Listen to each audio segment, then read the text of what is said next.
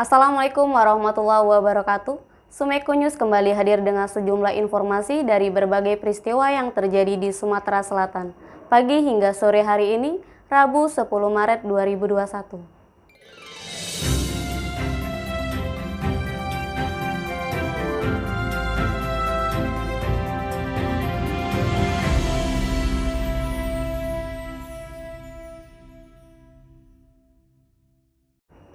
Informasi pertama, aparatur sipil negara dilarang melakukan perjalanan keluar daerah selama libur panjang Isra Mi'raj dan Hari Raya Nyepi. Larangan disampaikan oleh Gubernur Sumatera Selatan Haji Herman Deru karena COVID-19. Larangan berpergian ini sebagaimana diatur dalam Surat Edaran Menteri Pan-RB nomor 06/2021 tentang pembatasan kegiatan berpergian keluar daerah bagi ASN yang berlaku pada 10 sampai 14 Maret 2021. Kita tetap akan lihat apa tujuan keluarnya. Kalau dia liburan pasti tidak boleh. Jadi kita lihat jenis kegiatannya, jenis giatnya, nggak bisa juga kita kaku gitu loh. Kalau ada orang dia harus jadi saksi nikah, gimana? Atau ada keluarganya meninggal, gimana? Jadi kita respon baik apa yang disampaikan oleh Menpan RB, namun kita menyikapinya Bima dengan kondisi. Sumek.co melaporkan. Buku Ki Parno Sang Dalang dilaunching tadi siang oleh Dirut Sumatera Express Haji Muslimin dan dihadiri pimpinan redaksi, manajer, dan karyawan Sumatera Express Group. Launching juga bertepatan dengan hari ulang tahunnya almarhum Suparno Wonokromo yang ke-63 tahun.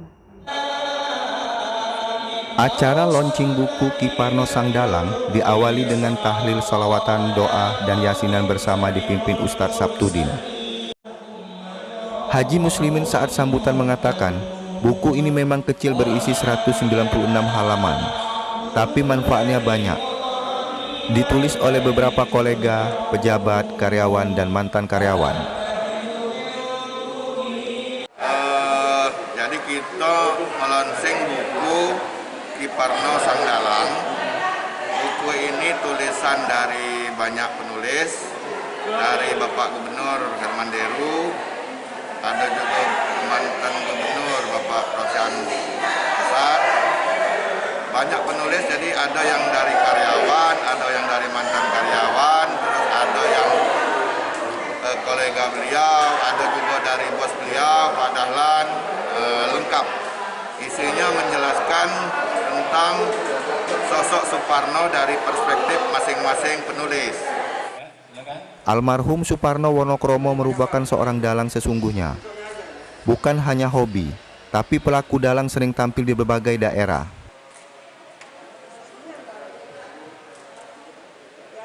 Rapi, Sumek.co melaporkan. Manajemen Pertamina EP Aset 2 melakukan silaturahmi ke Geraha Pena Kantor Sumatera Express Palembang. Kunjungan diharapkan dapat meningkatkan kerjasama perusahaan.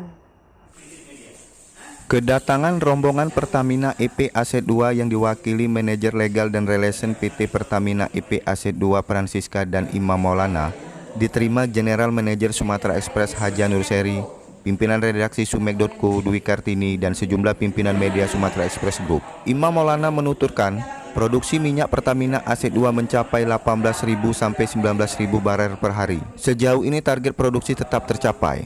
Dikatakan, Pertamina wilayah Aset 2 meliputi 9 kabupaten kota di Sumsel, meliputi Prabu Mule, Muara Enim, Muba, Banyu Asin, Ogan Ilir, Pali, Oku, Lahat, dan Palembang.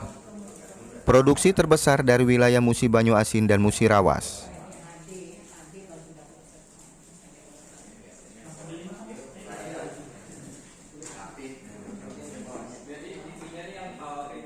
Dendi, Sumek.co melaporkan.